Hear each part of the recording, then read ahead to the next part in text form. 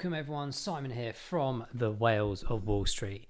We have Hedera Hashgraph HBAR on our radar today. This is one of my favorite projects. I very much love its technological aspects to it. I do actually thank Cheeky Crypto a few years back introducing me to this particular project as I became an investor in the early stages and in general in the crypto sphere. And of course, me working in Web3 daily, every day, pretty much 20 hours a day, very tired, in blockchain gaming and things like this, I've understood a lot more, even more than ever before, all these different technologies and projects that are out there and how this is really going to enhance. I wanted to bring in a couple of topics here for Hedera. First and foremost, since the last video that we did on HBAR, staking has started. There's a number of wallets that you can do this through. Hashpack app I did download a few weeks ago. I'll be honest, I haven't fully opened it up and installed it and everything yet. So that's my plan, and then hopefully get you guys an instruction video on how to stake your Hedera HBAR tokens, because this is something that's been on the radar for a long time and something that everyone's been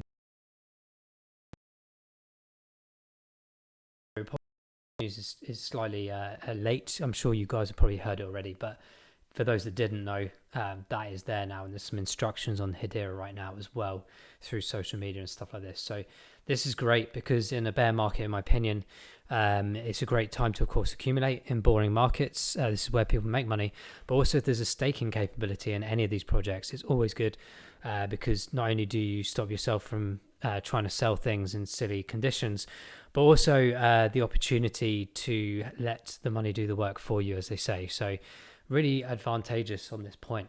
The other aspect I want to talk about on the, actually mentioning a minute ago about me working in Web3 gaming, is the aspect of Hedera working with gaming. I think this is a really important topic, guys. A lot of people don't particularly appreciate the gaming conversation, but I'm going to tell you guys, like 3.2 billion gamers out there worldwide. This is a phenomenal number.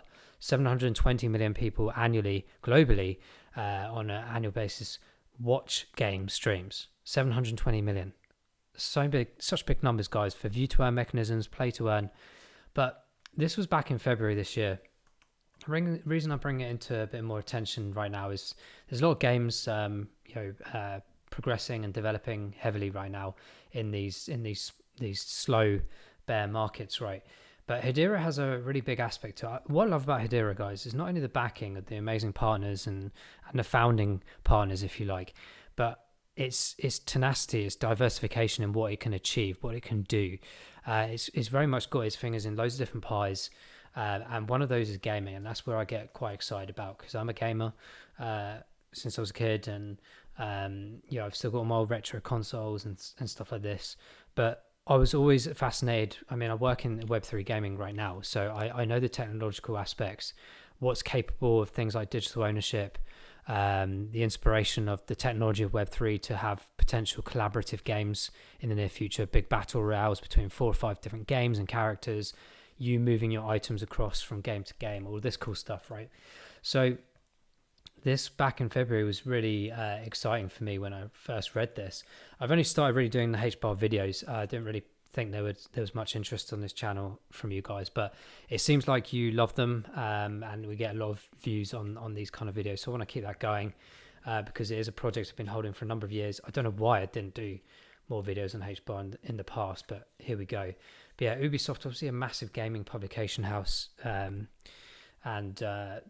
what I wanted to touch on with this is, there's other companies out there like Microsoft and Blizzard recently joining or trying to have this acquisition from Microsoft over Blizzard. This is huge, guys, because not only are they sort of trying to condense the market more in the traditional gaming world, but Microsoft and all these gaming publishing companies and developers are looking heavily into NFT application and gaming application. Now, there's a lot of projects out there in Web3 that cover gaming, not just the games themselves, but projects like, think of like Polygon, for example, blockchain, very heavy with gaming. Avalanche as well being a really good one. Even things like Engine, right? Engine Starter, Poker Starter, all these things.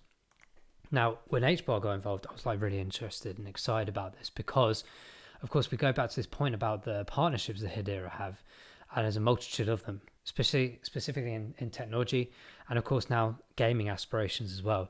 So when we talk about the metaverse, when we talk about the combination of Web3 in the next 5-10 years beyond, this is how it all begins, guys. This is why I'm excited about Hedera as its price point right now, which we'll go into in a second, as a project, as a technology. But I wanted to bring this to light a bit more as well, because the gaming industry is going to change significantly over the next few years. I've got a lot of interest in this area from an investment perspective. I work in this space, and also just being, as I said, a gamer in general, and trying to entice people to understand like NFTs aren't just pieces of art. They have application in game items, in game characters, all these things that you can really use both through your avatar and jumping in and out of games in the future. So all of this happening, guys, this is really exciting in my opinion, and to be holding tokens and projects, assets, if you like, that relate to these kind of things is really important to me.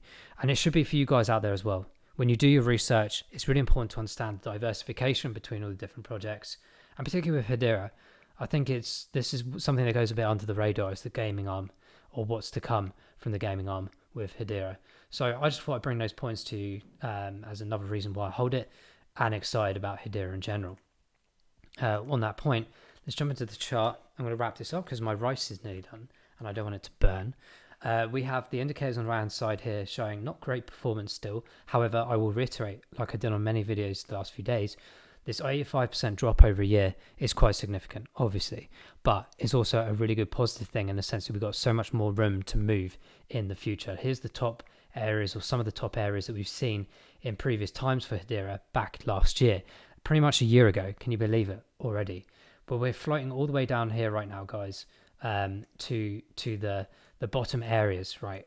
Have we bottomed out? That remains to be seen. I'm still anticipating Bitcoin to be dropping a bit more, and that sometimes, most of the time, takes the rest of the market down with it as well. However, from a DCA perspective, dollar cost averaging and jumping in, not jumping in, and being more strategic with your buys, I really like this area that Hedera is in right now. Yesterday I was toying with getting some, and we're still around this area that we were pretty much 24 hours ago, so it's not moved too much.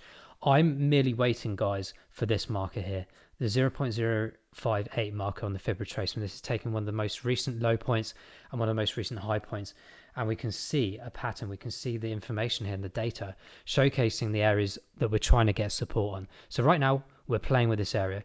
This is becoming a barrier at the moment on that 6 cent mark. So we're really playing between these two areas right now. Why I'm waiting, I have bought HBAR this morning at this roughly around this price. I think it was 0.058 something, but I'm still waiting for the anticipation of half a cent drop pretty much to 0.055. Now it could potentially go down lower than that. We did see something like that happen here on the 5th of July. I think that's probably going to be a 1 day kind of turnaround again if we do have a bit of a crash all of a sudden for whatever reason. And that's why I do have the buy orders still back at these lower regions, at the lower regions of 5 cents, if you remember our previous videos to that, and the justification of why we were doing it. And this is my justification of why I'm waiting, because we're bouncing back off this level.